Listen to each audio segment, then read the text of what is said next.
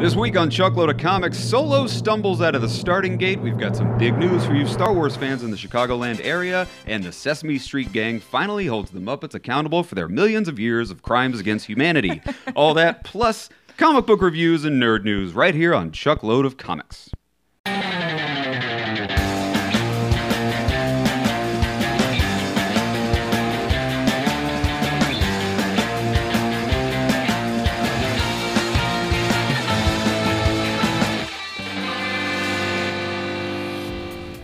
Hello and welcome to Chuckload of Comics. It's Sunday, June 3rd. Han Solo. Come on, Han Solo. What is happening? We're going to try to keep it nice and fun this week, and we're going to talk about Han Solo and why it's performing so poorly at the box office. Yeah, what is going on here? We're going to get into that in just a second. We're going to talk about the new Top Gun 2 movie. Wreck-It Ralph, Ralph Wrecks the Internet is coming out. And the trial of the century between Sesame Street and the Muppets. A lot of crazy stuff happened this week. Thanks a lot for watching Chuckload of Comics. We're here on YouTube every single Sunday. If you like this show, if you're some of our fun YouTube subscribers out there, thanks for watching. Share it with your friends. Click the like button. If you're new to the show, click that subscribe button down there. We're here every Sunday. We do like a week in review. We talk about comic books. We talk about the movie news, everything nerdy that happened in the world of nerddom. You're going to find it here on Chuckload of Comics. Before we get into the breakdown, everything you see on that sidebar over there, we want to take just a second to do a really big shout out to some friends of ours, Reviews from the Batcave. Yeah. Check them out on YouTube. Reviews from the Batcave is a phenomenal YouTube show with thousands of subscribers. We were on their show Friday night. We did a roundtable discussion with the guys from Reviews from the Batcave and like 8 other awesome YouTubers. It was so much fun. Tons of fun. Thank you guys so much for having us on. That was a blast. Thanks so much. It was like an hour and a half of just talking about comics, talking about movies, talking about everything under the sun, live from the Batcave. Yeah, it's like you're sitting around a bar just hanging out with your friends. It was wonderful. So guys, thanks a lot for having us on your show. We can't wait to do it again. And in the late breaking news category, all you Star Wars fans in the Chicagoland area, Star Wars Celebration is coming to Chicago. Yes! Can you believe it? If you don't know what Star Wars Celebration is, it's the annual Star Wars convention. It's at a different place in the world every single year where all the Star Wars community gets together and they celebrate everything fun about a galaxy far, far away. Last year it was in Orlando. The year before that it was Anaheim. Then it was in London or London. something. And well, this year it's coming to Chicago. It's going to be at McCormick Place 2019 around April. Well, the big news is the tickets go on sale for Star Wars Celebration this week. This Tuesday, June 5th, people. Tuesday, June 5th. 5-day pass for $215. I know that sounds outrageous, but it's $75 a day otherwise. So $215 for 5 days, do the math. Yeah, you're better off just getting the 5-day pass. There's also a VIP pass for $800. Ugh, that one makes me choke a little bit. That's a lot of money. But you do get guaranteed admission to all the amazing panels. And all the Star Wars people come out for this. The entire cast of all the movies always comes out. Yep. The panels are phenomenal. John Williams came out and did an entire score live in front of the audience last year. Mark Hamill comes out. Harrison Ford comes out. Everybody comes out for this. It's the biggest convention in the world, and it's happening this year in Chicago. I know, that's so cool. And that year that all those people came out, that was for Force Awakens. So you know that 2019 is going to be just as good or better because of Episode 9 coming out that year. So. Yeah. Well, all of this is dependent upon if Disney has any money this time next year, because poor Han Solo is not meeting expectations. If you haven't seen Han Solo yet, we're not going to do any spoilers. We're not going to talk about the plot of the movie, so don't worry about that. But it's a fantastic film. It is. It's amazing. If you haven't seen it, you got to go out and see it. It's wonderful. It's right up there. It's in the top 5 of greatest Star Wars movies ever. I don't care what you say. That's right. It was awesome. Solo's great. But unfortunately, it's not making the money. Currently, on Box Office Mojo, it is at the 120 million 8-day total domestically. So that's way below expectations. They were hoping to get about 170 on opening weekend. They haven't even come close to that, and it's been 8 days. The worldwide total, I think, is just over 200 million. It only made $80 million foreign gross, so that's not good. There's a lot of reasons that we're going to break down on why Solo isn't making the money it should be. Shauna, what's of all the reasons you think, what's the number one reason why it's not making the money it probably should be making? I think it's people have theater fatigue. I know we've heard all about this Star Wars fatigue and superhero fatigue. I don't think that's it at all. I think they got slammed with, in 4 weeks, Infinity War, Deadpool, and then Han Solo. People are just tired of going to the movie theaters and paying $100 to take their families. I blame Rampage. Rampage, yeah. That Dwayne The Rock Johnson's doing. No, but you have a very good point. I mean, it's expensive to go to the movies, and to go 3 times in a 4-week period is a lot to ask of your fans, and just people. People are still going to Infinity War. People are definitely still going to Deadpool. I got friends who've seen Infinity War 4 times and Deadpool twice. And to say, okay, now fork over another $20, $30, $40 to go see another movie. Yeah.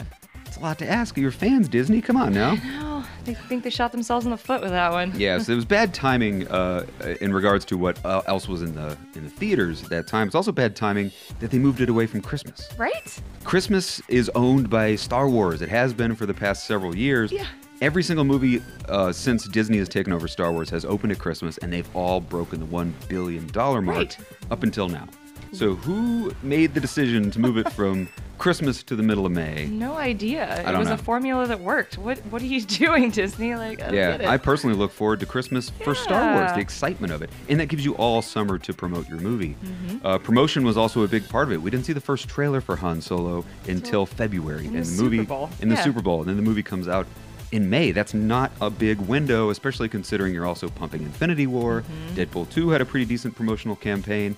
They had to deal with Target. Target stores had to deal with Infinity War. Every single end cap at Target had to be an Infinity War end cap. So bam, you shot yourself in the foot right there. With toys and posters and T-shirts. We didn't even see any posters. And then there was controversy about the posters. The original posters that came out were plagiarized, so they had to revamp their entire visual promotion for the film. You didn't hear about that? I didn't hear about that was a big lawsuit. Interesting. It got swept under the rug because they didn't everybody know. More bad press about More Solo. bad press. That's another thing, just bad press about what leading up to this movie. You know, Lord and Miller got fired. The original directors got fired at the end of their production. Yeah. And Disney brought in Ron Howard, and Ron Howard reshot 85% of the film quickly. Very quickly. And that did make news. You know, that got a lot of people scared about how good is this movie. There was rumors that Alden Ehrenreich wasn't a good actor and he had to go to acting school mid-production. That was bad. Also, you know, something I don't like saying. I don't like using the word Star Wars fatigue because I love Star Wars. But there's something to be said about The Last Jedi coming out at Christmas and then not even a half a year later you got another Star Wars movie. That kind of had me worried when I first heard how close they were, and I think that might have had a lot to do with it. You know, the beauty of Star Wars, the way we've always lived with Star Wars, is there's like 2-year gaps between Star Wars movies. Sometimes there's 10-year gaps between Star Wars movies. That's what amps up the excitement about this universe that George Lucas created so long ago. And to have 2 movies that close, just 5 months apart, might be a bit much. That's why they maybe should have pushed it to Christmas. I don't know what that means, though. I mean, did Disney think they had a dud on their hands or something? I don't know. I don't know who made the decision to move to May. It wasn't the brightest. Stupid. Shame on you. But having said all that, definitely go see Han Solo. It's so good. I'm sorry, Solo, a Star Wars story. It's wonderful. The acting's great. The stories are great. The camaraderie between Lando and Han is great. Between Han and Chewie is great. Everything's great about the movie. I truly love this film. Agreed. And I'm going to go see it multiple times. We've already seen it twice, and let's chalk up another 3 or 4 times to it. Absolutely. So check it out. If you have any reasons you think that we maybe didn't mention of why Solo's kind of not doing what it hoped, please leave it in the comments section. We'd love to hear what you guys think. Moving on to movies that are guaranteed to break the $1 billion mark. Top Gun 2 began principal photography on Friday.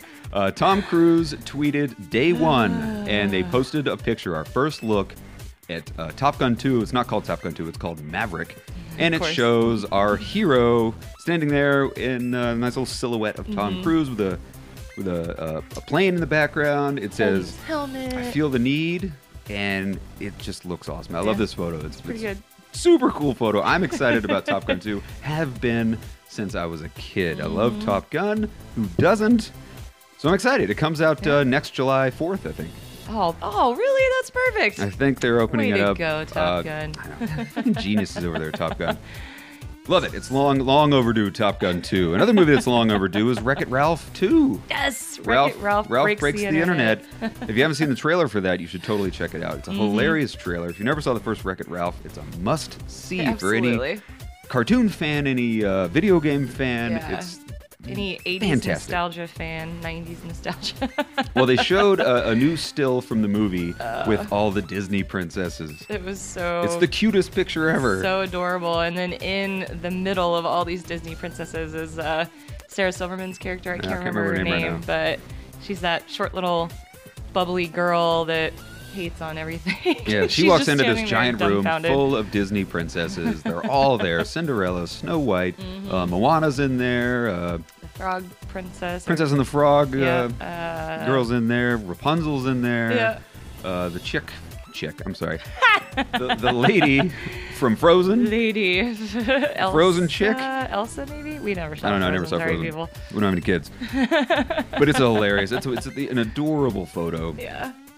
So I'm super excited about Wreck-It Ralph 2. I'm mad crazy excited about Top Gun Maverick, which comes out in 2019.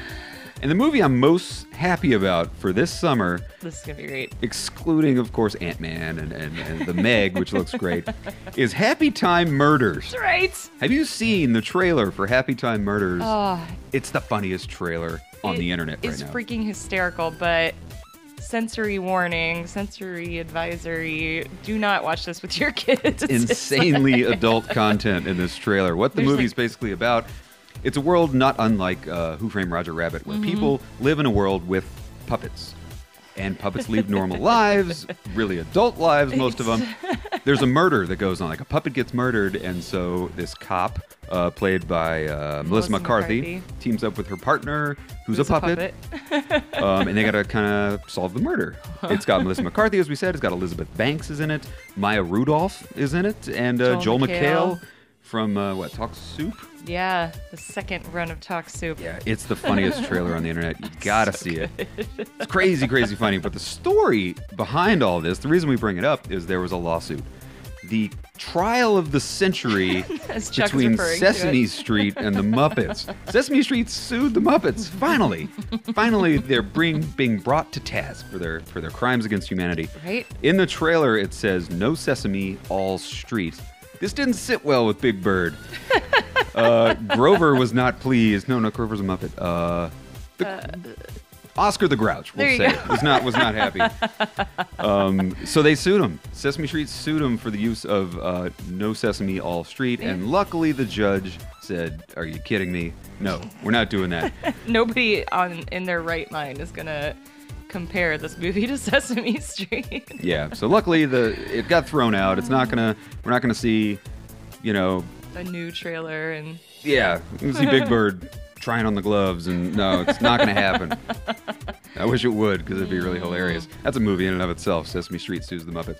So the movie's directed by Brian Henson. Yeah, who is Jim Henson's son. Jim Henson's son is directing the film. Owner of Jim Henson Productions, so it's going to be great. It's going to be fantastic. I think that movie is going to trounce Solo in the box office. I know, sorry Solo.